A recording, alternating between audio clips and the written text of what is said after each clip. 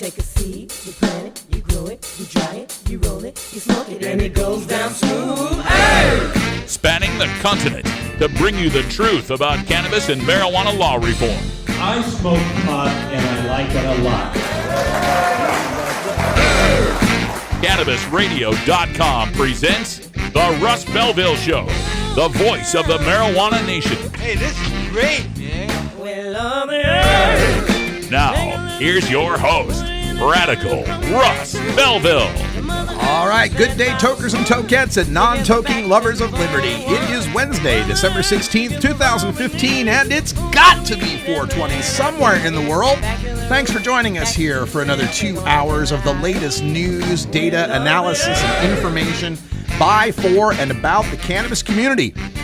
We're winding up our final week here of 2015, our final few shows this week before we go off on a 2-week break for the holidays. So make sure you cram all this information in your head because you're going to have to do without for a couple of weeks.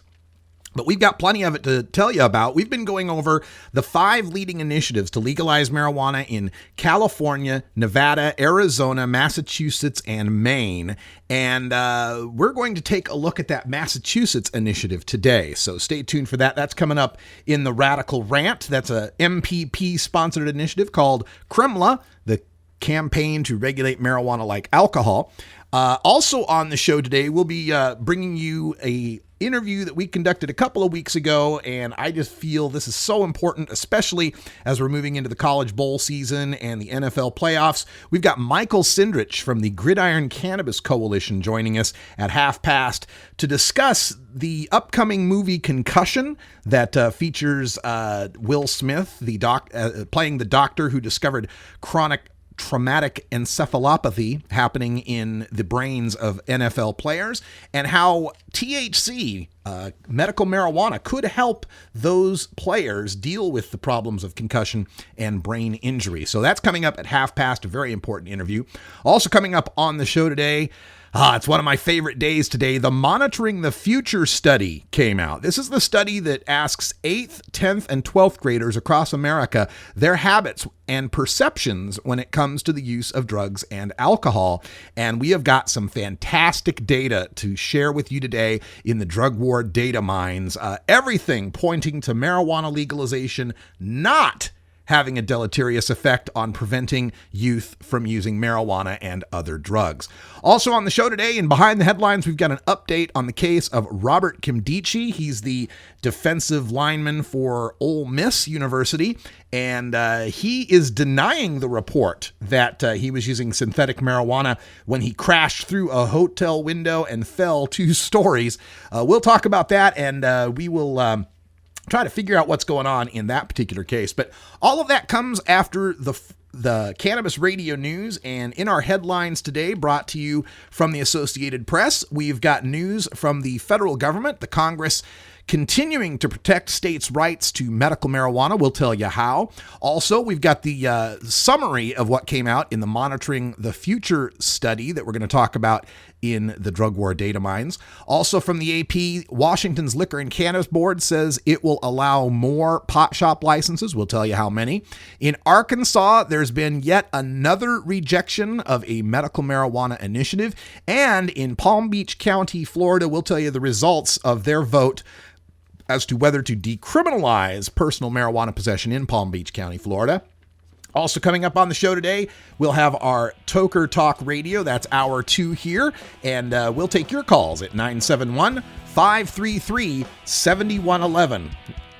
Make sure you check my Twitter feed at Radical Russ. I've sent out some graphs from that new Monitoring the Future study, as well as hyperlinks. I've made short links to all 5 of the marijuana legalization initiatives. I've done hyperlinked, reformatted copies of those initiatives. They're a lot easier to read. You can find them all by going to rad-r.us/MJ2016. We're back with the AP headline news right after this. Stick around.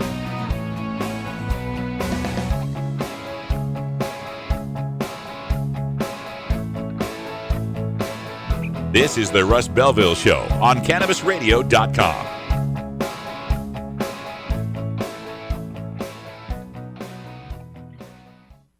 the son of a Polish immigrant who grew up in a Brooklyn tenement. He went to public schools, then college, where the work of his life began, fighting injustice and inequality, speaking truth to power. He moved to Vermont, won election and praise as one of America's best mayors. In Congress, he stood up for working families and for principle, opposing the Iraq War, supporting veterans. Now he's taking on Wall Street and a corrupt political system, funded by over 1 million contributions, tackling climate change to create clean energy jobs, fighting for living wages, equal pay, and tuition-free public colleges. People are sick and tired of establishment politics, and they want real change.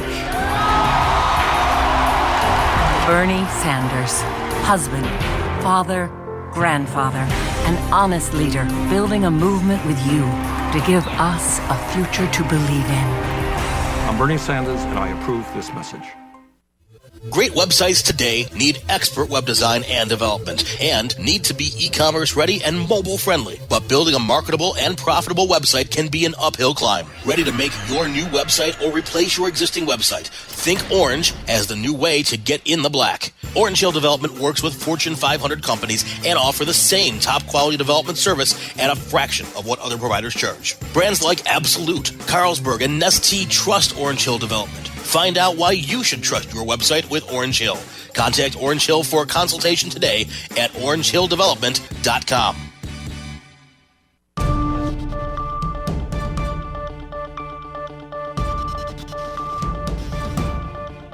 It's time for the Cannabis Radio News. Covering the latest headlines in consumer cannabis, medical marijuana, and industrial hemp. Cannabis Radio News is now available exclusively at cannabisradio.com. Now your marijuana headlines in 4 minutes and 20 seconds.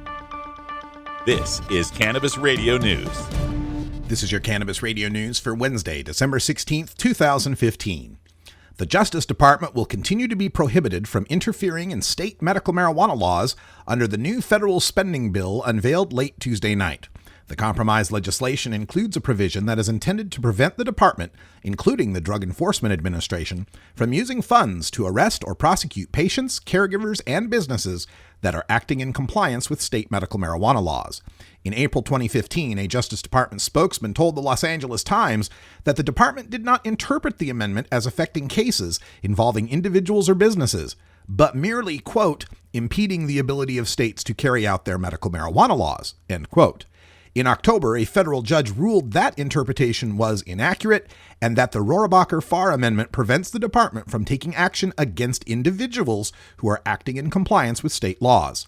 However, provisions failed that would have granted pot shops access to banks and allowed doctors at the Department of Veterans Affairs to recommend medical marijuana to soldiers. Furthermore, lawmakers will continue to block Washington, D.C. from regulating pot. The results of an annual survey of U.S. middle and high school students released Wednesday invalidate claims that reforming marijuana laws and debating legalization will lead to increased marijuana use among teens. According to the Monitoring the Future survey sponsored by the National Institute on Drug Abuse, rates of daily marijuana use by 8th, 10th, and 12th graders, as well as monthly use by 12th graders, did not change from 2014 to 2015 and have remained unchanged since 2010. The rate of monthly marijuana use by 8th graders did not change in the past year, but has dropped significantly since 2010. The rate of monthly marijuana use by 10th graders appears to have dropped significantly from 2014 and 2010 to 2015. The survey also found a decline in the number of teens who perceive great risk in marijuana use, negating the theory that softening perceptions of harm will result in more teens using marijuana. Washington's Liquor and Cannabis Board says it will increase the maximum number of marijuana stores in the state to help serve those who use the drug for medical reasons. The board said Wednesday it intends to boost the number to 556 stores statewide, up from the previous cap of 334. Director Rick Garza says the goal is to help ensure patients have access to the products they need. State lawmakers earlier this year passed a measure to reconcile Washington's unregulated medical marijuana marketplace with its thoroughly regulated recreational system. Recreational stores can obtain an endorsement to sell products for medical use, and the board says 70% of existing stores have done so. The board says it plans to double the number of available retail licenses in 10 counties with some of the highest medical marijuana sales. It will increase the available licenses in the remaining counties by 75%. Arkansas Attorney General Leslie Rutledge has rejected a proposed constitutional amendment to legalize marijuana in Arkansas. The proposal by Mary Berry of Summit seeks to legalize the cultivation, production, sale, possession, and use of the cannabis plant and all products produced by the cannabis plant, including marijuana. Rutledge said in her rejection Tuesday that the ballot title is ambiguous. She writes that without clarifications on several structural issues and issues of intent, she cannot suggest any specific changes to make the proposed amendment acceptable for the ballot. This is the fourth time the Attorney General has rejected the proposal in the last 3 months, citing issues of ambiguities. From WPTV television in Florida, they report a 4-1 vote Tuesday. Palm Beach County followed in the footsteps of cities like West Palm Beach and Miami Beach and decriminalized marijuana. The ordinance doesn't legalize marijuana, it just reduces the penalties for those caught with it. It gives law enforcement an alternative. Rather than make an arrest, they can now give a $100 fine. Instead of paying the fine, the offender can choose to do 10 hours of community service. The ordinance only covers offenders 18 and older, and an offender can receive a maximum of 2 citations. The county commission says between 2010 and 2014, more than 7,500 cases in the county involved possession of 20 grams of marijuana or less. In 90% of those cases, the person involved ended up in the jail. The remaining 10% received a citation or a notice to appear. This has been your Cannabis Radio News for Wednesday, December 16th, 2015. I'm Russ Belville.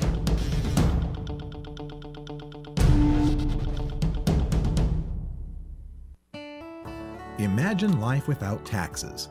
Let New Era Certified Public Accountants, NewEraCPAs.com, handle your Cannabusiness 280E and tax strategy. Get your business prepared with New Era CPA's Cannabis Finance Bootcamp. NewEraCPAs.com, with years of experience in the industry, we are one of the nation's leading accounting firms for growers, dispensaries, and ancillary companies from Washington to California. NewEraCPAs.com. The Russ Belville Show is blogging and podcasting daily at RadicalRuss.com. Dr. Dabber, hurry! Its temperature is shooting past 1,000 degrees Fahrenheit. It's burning up. I'm afraid for this little guy, it's just too late. What caused the problem? Only Dr. Dabber can maintain the perfect temperature for a smooth-tasting, slower burn. This standard vaporizer lost all of its health benefits, sending it up in smoke. So you're telling me that most vapor pens burn so hot they produce smoke, not vapor? Correct. Keep away from those standard vaporizer pens and turn to Dr. Dabber. Doctor's orders. Less heat, more flavor.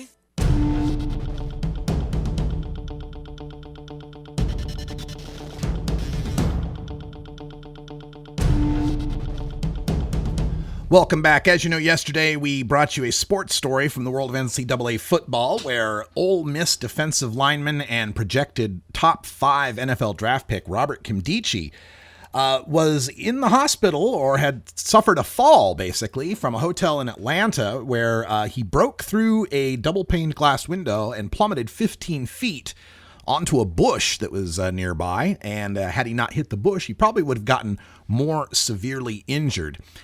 Following that report, it was said that there were 7 marijuana blunts found in his room. The newest reports are telling us that it's 12 marijuana blunts that were found in his room.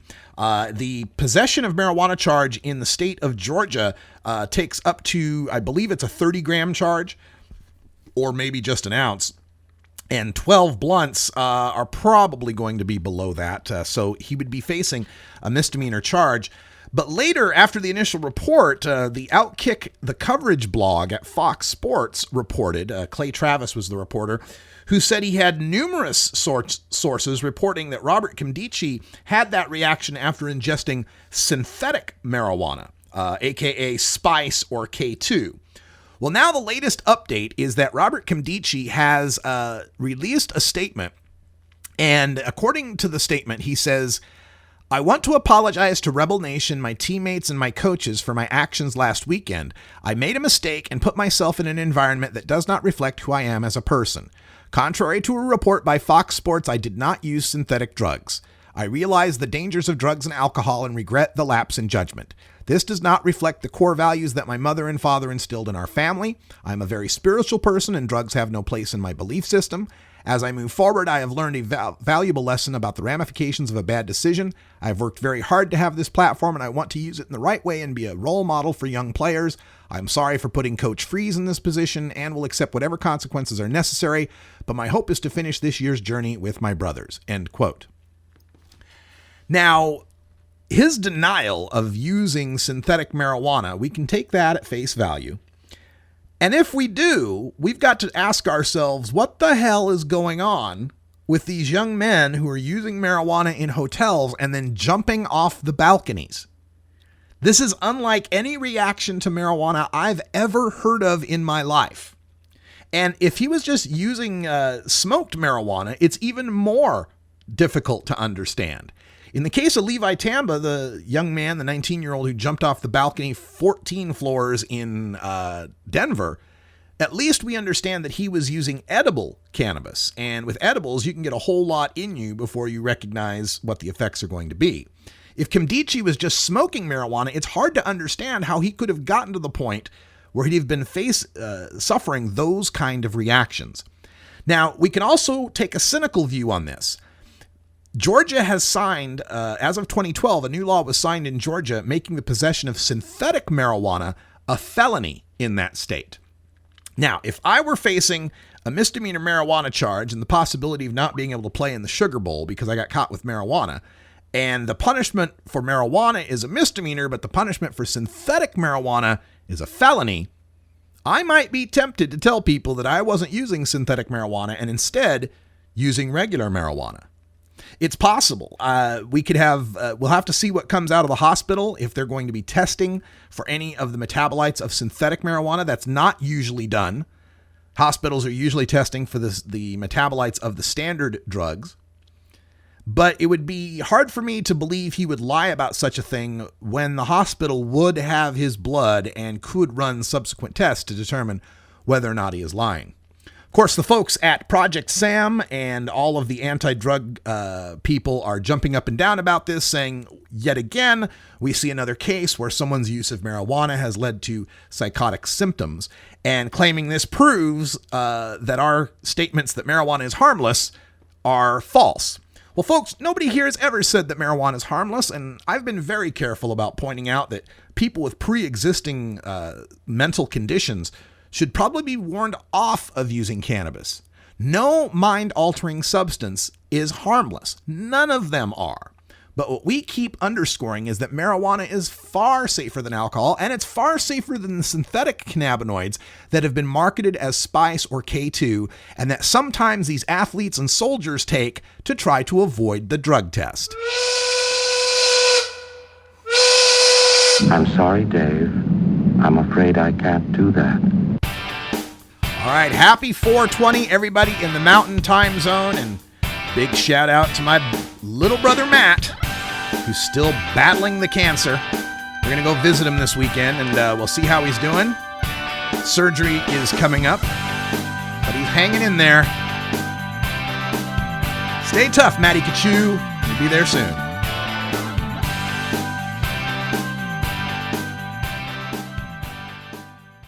Get.Buzz. .Buzz is the internet platform that fuels community interest, excitement, and new experiences. .Buzz is the premier online destination for internet users seeking the latest news on a variety of topics. .Buzz appeals to groups active in blogging, communications, journalism, advertising, and marketing. .Buzz offers registrants a stronger alternative to the shrinking namespace of existing top-level domain names, such as .com, .net, and .org. Get your name now at get.buzz. The Russ Belville Show, providing dictionaries to drug czars since 2009. Ganjapreneur.com, your guide to the cannabis business world.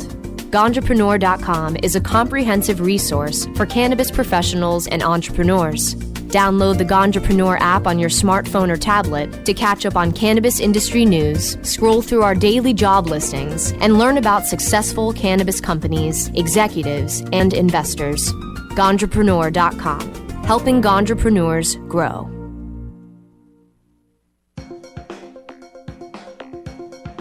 Arguing for the end of adult marijuana prohibition is easy because we have facts, science, reason, compassion, evidence, truth, and logic on our side.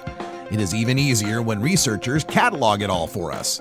Learn how to gather the facts on marijuana use, arrests, seizures, rehabs, drug tests, and more in this edition of Drug War Data Mining. Welcome back, everybody. In the Drug War Data Mines today, we're taking a look at the latest information, the 2015 edition of the Monitoring the Future survey. This is an annual survey that's been conducted since 1975, so we're talking about the 40th anniversary of this survey. And it asks 8th, 10th, and 12th graders their experience with the use of drugs, alcohol, cigarettes, and their perceptions about drugs, alcohol, and cigarettes. And the best news that we've got coming out of this survey is showing that not only has marijuana legalization not led to more use of marijuana or drugs by the 8th, 10th, and 12th graders, it's actually seen some declines in the use of drugs. Also, we are seeing record low, 40-year lows in the use of alcohol and cigarettes by 8th, 10th, and 12th graders. All the news coming from Monitoring the Future is good and points to the fact that marijuana legalization is doing exactly what we predicted it would do. The doom and gloom from Project Sam and all the anti-legalization pot prohibitionists out there are being proven false. Let's start with a look at lifetime drug use. This would be whether or not a kid has ever tried any drugs. Any drugs. And when it comes to any drug use, we have seen a decline in the past 5 years of between 4 and 6% for the 10th graders and a tiny 1.5% increase for the 12th graders. But when we take a look at what those drugs are aside from marijuana, if you take marijuana out of the equation, have kids ever tried drugs that aren't pot? You know the gateway theory? It's down. It is down for all the grades, 8th, 10th, and 12th. Down 3% for the 8th graders, down 13% for the 10th graders, down 15% for the 12th graders.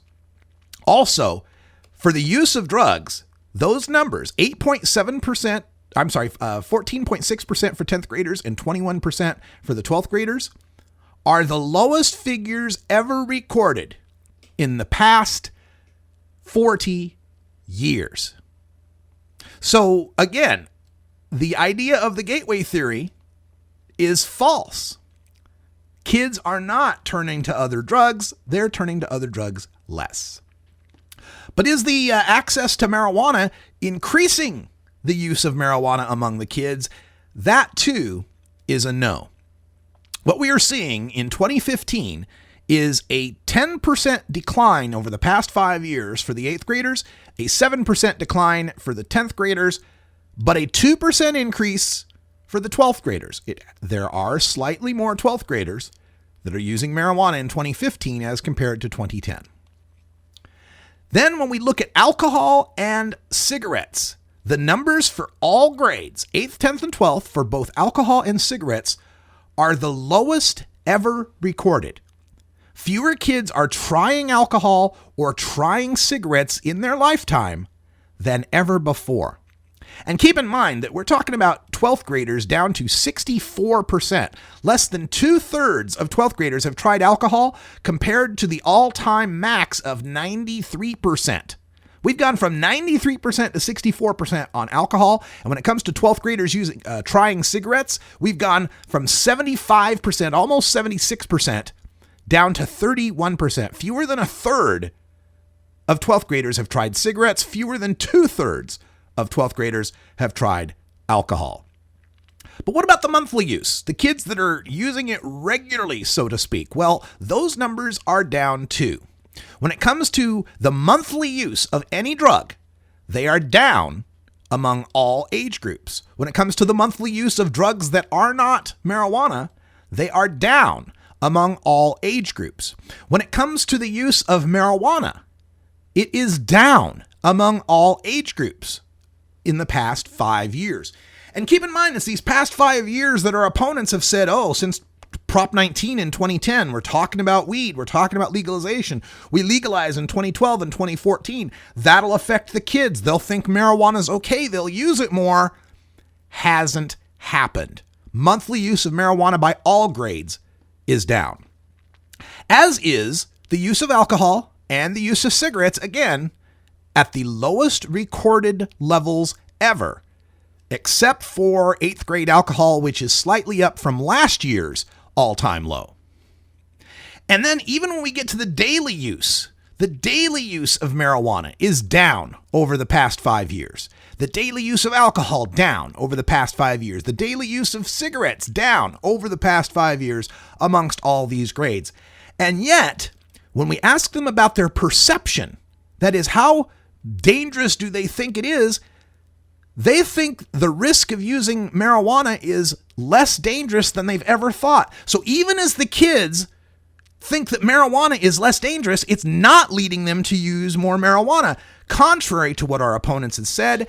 And the killer stat, for the first time in 40 years of asking high school seniors, fewer than 80% say that it is easy or fairly easy to access marijuana. It's harder for kids to access marijuana after legalization than ever before. These numbers prove without a doubt over the past 5 years that the fears of our prohibitionist opponents, that the legalization and the relaxation of marijuana laws across the nation would lead to rampant drug use, rampant marijuana use by our youth, are not borne out by the data. I've got links to all of this data and some handy charts to help you make the arguments, available on my feed at Radical Russ on Twitter. Make sure you check it out. Coming up next, football fans, stick around. Michael Sindrich from the Gridiron Cannabis Coalition is up with us, talking about the risk of concussion from football and how THC can help.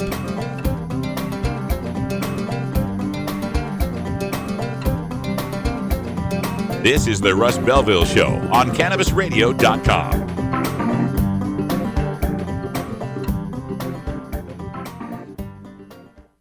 Hey everybody, it's Radical Russ here from 420 Radio, inviting you to be like me and get your ink done at Lucky Horseshoe Tattoo, Fort Worth's most female-friendly, clean, sterile, awesome tattoo shop. Thomas and his crew are true artists who can design you a custom piece or use a design you bring in. Lucky Horseshoe Tattoo also offers all styles of tattooing as well as piercings and all-around fun. In the DFW area, stop by Lucky Horseshoe Tattoo and tell them Radical Russ sent you. Trust me, it'll feel awesome. The Russ Belville Show reminds you to never smoke and drive impaired. Hang out for a while and share. Your connection to quality cannabis insurance services is spelled K-A-E-R-C-H-E-R.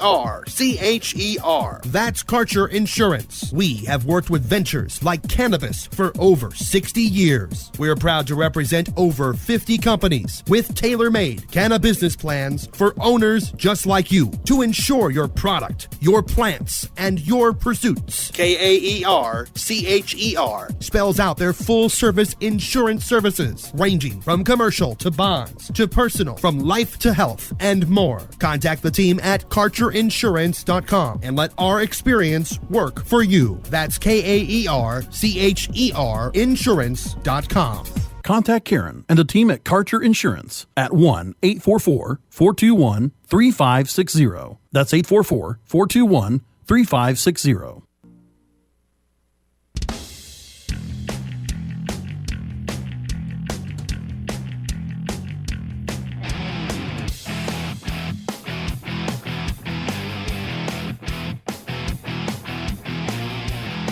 Activism begins with ACT.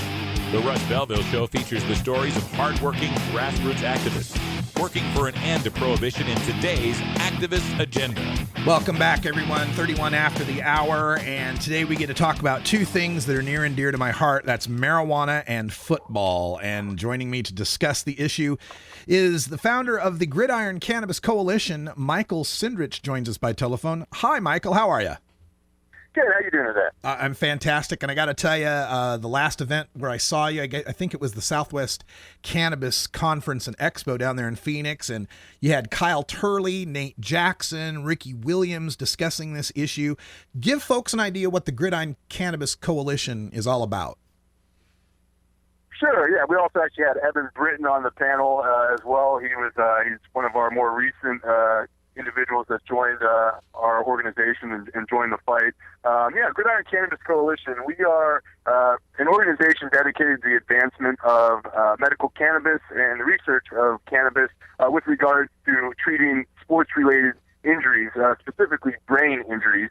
And we've been at it for about 6 months now, attending events, raising awareness. We are in the process of putting together some research trials with some of the players we're working with.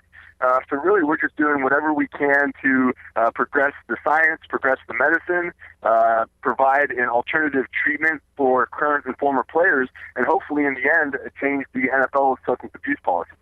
We've got a lot of evidence coming in now scientifically that shows how THC can help in the regeneration of brain cells and protection from the concussive trauma, the traumatic brain injury that these players are suffering from. But before we got any of that evidence, why did some players like Ricky Williams want to use cannabis?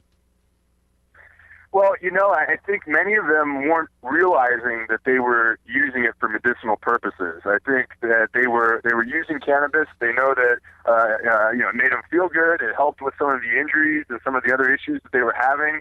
And they were just using it to generally feel good, because when you're putting your body through what these guys put their bodies through, you generally don't feel good after practices or after games.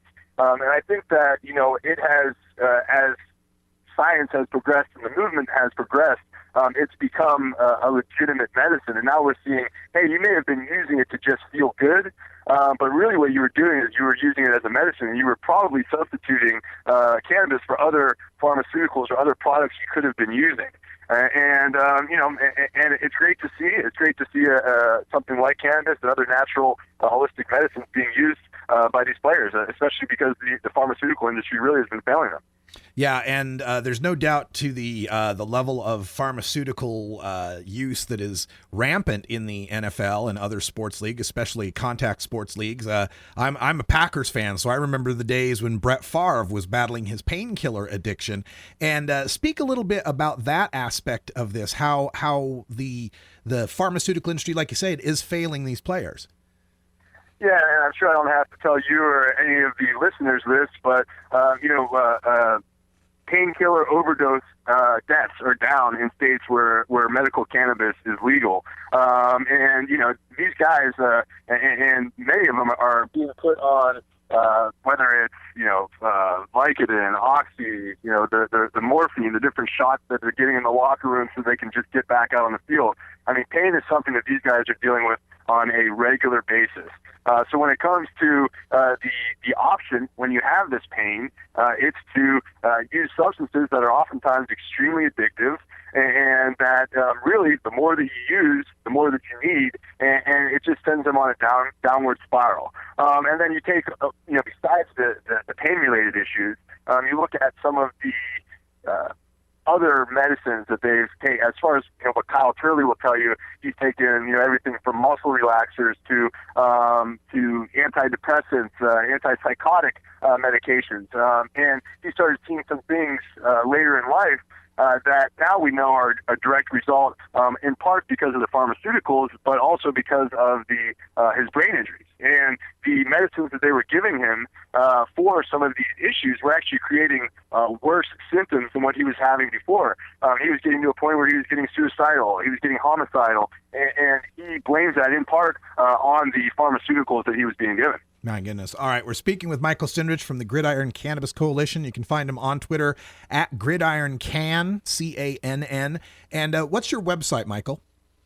GridironCannabis.com. Okay, GridironCannabis.com. Now, coming out this Christmas season, there's a movie that delves into the NFL and their covering up of concussion-related injuries and damages. I think the movie's called Concussion. And the NFL recently had a 9-figure settlement in a concussion lawsuit. Do you think this is going to propel the NFL toward recognition of medical cannabis, or are they just going to are they going to hold off until the feds say something? I think this will be part of what pushes them towards recognizing cannabis as a treatment. What we've seen with the NFL is they are very influenced by the public views and public perceptions. And I think that this is not only going to change the NFL's view of cannabis and of concussions, but I think it will change the public, their view in many cases. And one thing is that it was supposed to come out around Christmas. The last I saw, I believe the release date got pushed back till the Friday after Super Bowl. It kind of makes you wonder if that had something to do with marketing by Sony, or if there was maybe some NFL influence there that caused them to say, hey, this is going to create some issues, and we're going to have to answer a lot of questions. And, maybe it made more sense for them to pressure Sony to release that after the Super Bowl. Again, I don't know, but it is a little suspicious that that date's been moved. Now, are you guys at Gridiron Cannabis Coalition planning any sort of educational campaigns in the stead? Maybe leading up to Super Bowl, throughout the playoffs, handing out flyers, anything like that? Yeah, absolutely. I mean, we haven't specifically, we're not working with Sony or with the movie, but as far as what we're doing, we're gearing up for the Super Bowl. We're planning on doing some events in Northern California. It just happens to be in Northern California this year. So we're planning on doing some events to both promote our cause and the treatment of these players and utilizing cannabis as a treatment, and also to just to promote the legalization movement in general, because we feel that we need these laws to change, and we're just as happy seeing full-on adult use recreational legalization, because that's what allows access. That's what allows the ability to study and to be able to use all of these different products. So we're fully supportive of all of these measures, and we're really gearing up to the Super Bowl and trying to do as much as possible between now and then. I would also think for a lot of these players, having to get on some sort of medical cannabis registry might be troublesome from a privacy perspective, and they might prefer recreational legalization where they don't have to sign up for anything. Oh, absolutely, yeah, and especially if it's a current player who doesn't want the league to know what they're doing and that they're using cannabis. So, is it too much to think that someday in my lifetime I'm going to see volcano vaporizers on the sideline for a guy that just got his bell rung, or are we really just looking at taking it off of the controlled substances testing list and turning a blind eye if players are using it? Yeah, I don't think we'll see volcano vaporizers on the sidelines, but we may see some chambers in the locker room where they can go in and get a certain vapor. Maybe it's non-psychoactive. Maybe there's CBD water, other CBD products that end up being utilized. But really, I think part of what we would like to see is the medicine to move beyond, which it already is moving beyond just people who are smoking or vaping. We see the opportunities. There may be patches. There may be any number of different products that these guys can use, that they can use on the sideline, that they might even be able to use, if they have a patch on while they're playing, so that you get your bell rung, you already have something going on with your brain. It's almost a second helmet that is protecting you from the effects of that hit. Now, are you working primarily at affecting the NFL, or do you also have some influence toward NCAA football? Well, our focus right now has been on the NFL because of the players that we're working with. It's our opinion that if we can effectuate change with the NFL, that it will trickle down through college, high school, middle school, midget football, and then other sports as well. Because we believe that, really it's not just a football issue. And these are athletes who are looking and who looking for, and they actually need treatment for these different injuries that they're sustaining as a result of playing these sports. And it's about the medicine. It's about giving them these alternative treatments, not forcing prescriptions on them when there are these other products that may help them. But really, yeah, we're talking to people in multiple sports right now. We've been contacted by professional surfers, former NBA players, MMA individuals that are in mixed martial arts. So, really, this isn't just a football issue. This is an issue for all sports and all athletes, and especially sports that have, that are contact sports. Yeah, and it's, this first came up, when we had that recent Super Bowl, Seattle versus Denver. And the joke was, both teams play in states where marijuana is legal. And now medical marijuana, I think at least, 13 or 14 teams in the league live in a state or play in a state where medical marijuana is legal. Are you looking at maybe restricting it to just those states where medical marijuana is legal, or by taking it off the controlled substances testing list, I guess it would affect all the states? Yeah, I think it would affect all of the states. I mean, really, these players are going to states on a fairly regular basis, even if they're not living in those states where it is legal. And if they can gain access to it, I mean, some of them may choose to live in those states just so they can have their medicine. They may have to travel for practice or live in the city where their team resides during the season. But many of them would choose to live elsewhere. And, really, I think it's taking it off of the NFL's controlled substance list and allowing any players to use it. And again, we don't want players breaking laws in states where it's illegal, but if they're in states where it is legal and they test positive the next day, in their state, it shouldn't be an issue.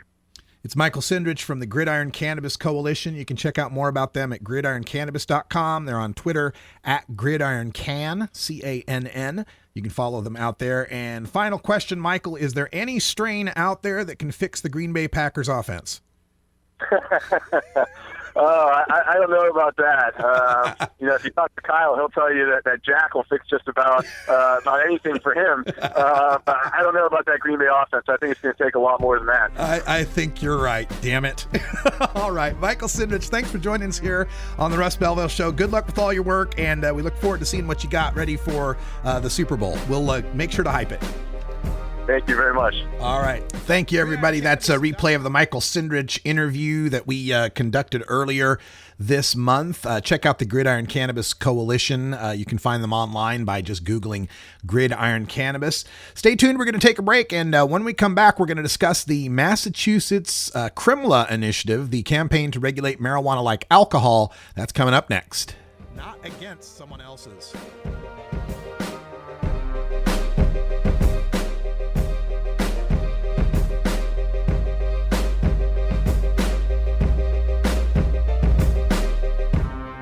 You're tuned into the Russ Belville Show, the voice of the marijuana nation. The Russ Belville Show, the National Wildlife Refuge for Marijuana Unicorns. This is Radical Russ encouraging you to take a look at the Weed Blog every day. Johnny Green and the staff at the Weed Blog are on top of all the latest developments in the fight to end marijuana prohibition nationwide. You can even get the Weed Blog on your smartphone by installing the Weed Blog app for iPhone and Android. If it's about weed, it's on the Weed Blog, including my original writing. So don't delay. Read the Weed Blog today. The Russ Belville Show on CannabisRadio.com, the National Wildlife Refuge for Marijuana Unicorns. MJWellness.com, the largest medical marijuana community in the world. Connect with thousands of patients, doctors, industry leaders, and businesses through shared personal experiences along our worldwide network. Discover new therapies and benefits with content tailored to you. Come grow your network on MJWellness.com. You're not alone. Your wellness matters. Learn, live, and thrive. Check out MJWellness.com today.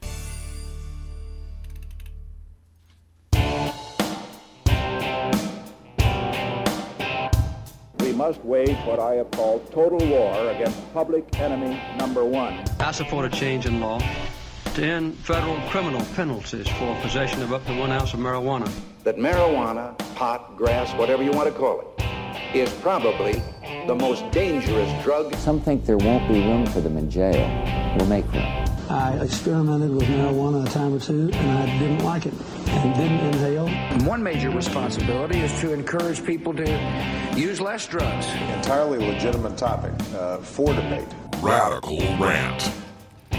We're continuing our look at the 5 states likely to legalize marijuana in 2016. We've already covered the California Legalization Initiative, the Adult Use of Marijuana Act. That's the so-called Sean Parker Initiative that's been recently amended. We've also covered the Marijuana Policy Project's 4 amendments in Nevada, Arizona, Massachusetts, and Maine. We've already done the Nevada one, and reminder, that one's actually on the ballot. We will see a vote in Nevada in 2016. We tackled the Arizona one yesterday, so today we've got Massachusetts on deck. All of these MPP initiatives are known as CRIMLA, the Campaign to Regulate Marijuana Like Alcohol.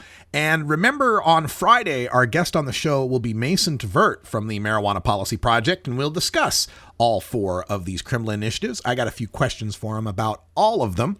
But today we'll take a look at Massachusetts, the Bay State, which passed decriminalization in 2008, medical marijuana in 2012, and is now poised to go 3 for 3 to get the hat trick in 2016 to pass marijuana legalization.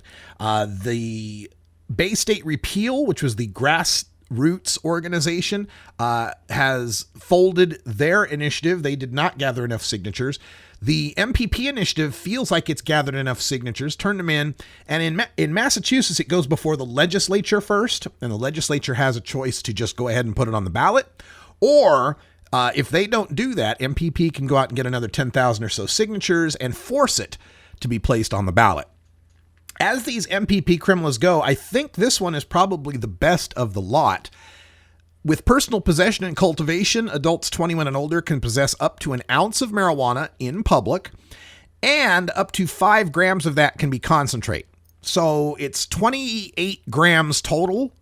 So if you got 5 grams concentrate on you, you can only have 23 grams of flour in addition to that. So it's not an ounce plus 5 grams. It's 28 grams total. 5 of it can be concentrates. But the CRIMLA here for Massachusetts also allows you to possess up to 10 ounces at home. Now, the Massachusetts CRIMLA also gives people the right to cultivate 6 marijuana plants with a maximum of 12 plants per household and possess the results of the harvest. But that's on top of the 10 ounces you're allowed to possess at home. And this is a critical distinction, because we've got other states that are passing these laws that say you can grow plants and possess the harvest, but you can only possess the harvest if you're growing plants. So in this one, you can possess the harvest from your plants, and on top of that, possess another 10 ounces. So that appears to me to be the most expansive of any of these CRIMLA initiatives as far as personal possession goes. And like the other CRIMLAs, it allows you to have an ounce of cannabis in an edible or in a liquid. So unlike Washington and Oregon, where we say you can have a pound of edibles and 72 ounces of liquids, they say you can have an ounce of marijuana in the liquid or the edible, but it doesn't matter what the liquid or the edible weighs. So you could have, 40 pounds of marijuana brownies, so long as you only used 1 ounce of marijuana in those 40 pounds of brownies. They'd be pretty damn weak brownies, right? Now, this is interesting to me because I think from a law enforcement perspective, they would prefer the Oregon-Washington law because it's a bright line. I catch you with a pan of brownies, I weigh them. If it's less than a pound, you're fine. But if I catch you with a pan of brownies in Massachusetts, how am I going to know how much weed went into that pan of brownies? That might be a better law for the consumer as far as being able to get away with having more edibles or liquids. And of course, the cannabis plants and the marijuana possession must be out of public view. Now, there are still some illegal acts that are defined in the Massachusetts CRIMLA. Cultivation in public view gets you a $300 fine, civil fine, not criminal. The Massachusetts CRIMLA is interesting in that as part of its possession at home, you're required to keep it locked up. And you can be fined for not doing that. If you leave your marijuana unlocked at home, you can get a $100 fine. Now, I don't know how that would happen, but I suppose if there's some other case where they're dealing with you in your home and they see unlocked marijuana, that's where the fine would kick in. You also can't smoke in public, or you can't smoke where there's any no smoking sign. That's also a $100 fine. There's going to be an open container law, and if you have an open container of marijuana in your vehicle, you'll get a civil fine of $500 unless you put your container in the trunk or in a locked glove compartment. Now, there's been some controversy about these open container laws that are happening. California, hell, I got Stoners Against Legalization in California there saying it's terrible because medical marijuana patients won't be able to smoke weed in a moving car. Folks, I don't know if you can pass an initiative that allows people to smoke weed in a moving car. All right, that would be the first thing our opponents would attack, and they would get some traction on that. So I think we better just get used to the fact there's going to be open container laws, and the point of them is to prevent people from smoking in a moving car. Because how do you prevent someone from smoking in the car? You'd have to actually see them smoking. You'd have to catch them with a smoldering joint. But to be able to catch someone with an open container takes the place of having to prove they were actually smoking. I think this is a compromise we're just going to have to accept and learn to live with, because trying to argue for the right to smoke weed in a moving car is not going to get anywhere politically. But I think this Massachusetts criminal does it the best by allowing it to be in a locked glove compartment. That's going to be so helpful for so many people. Now, if you possess or cultivate, they've also done some decriminalization here, similar to what we did in Oregon. If you possess or cultivate more than you're allowed, but less than twice the legal limit, you get a $100 fine and forfeiture of the excess, right? So if they catch you in public with 1.5 ounces on you, you get a $100 fine and they take half of an ounce. You still get to keep your legal ounce. If you're growing 9 plants, they're going to give you a $100 fine, take 3 of your plants. And if you're a person under 21 trying to access marijuana, that's a $100 fine, whether you got a fake ID or you're trying to get an adult to buy it for you, $100 fine and mandatory drug awareness program. Now, what about consumer rights? Here is where I believe the Massachusetts criminal is going further than any other law. Landlords can still ban tenants from cultivating and smoking marijuana on their properties, but they can't ban the possession, and they can't ban non-smoked cannabis. So you can still have edibles and apparently vaporization. Employers can still ban pot smoking at work, but it specifically in this law says pot smoking. It's the consumption of marijuana specifically that they're banning, and I think this is being left open for some wiggle room to be able to possibly allow on-site consumption at some of these employers, especially in a medical sense. So we'll keep an eye on that one. Parental custody and visitation rights are protected. You can't lose custody or have your visitation rights taken or be denied adoptions or any of that kind of stuff simply because you're a marijuana consumer. Same goes for necessary medical procedures, including organ transplants, that cannot be denied solely for marijuana use. This is so critical and needs to happen in every other legalization state. There's no reason someone's use of marijuana should end up being a death sentence because they can't get a liver transplant. Now, in Massachusetts, they will create a cannabis control commission. It'll regulate all marijuana in the state, including medical.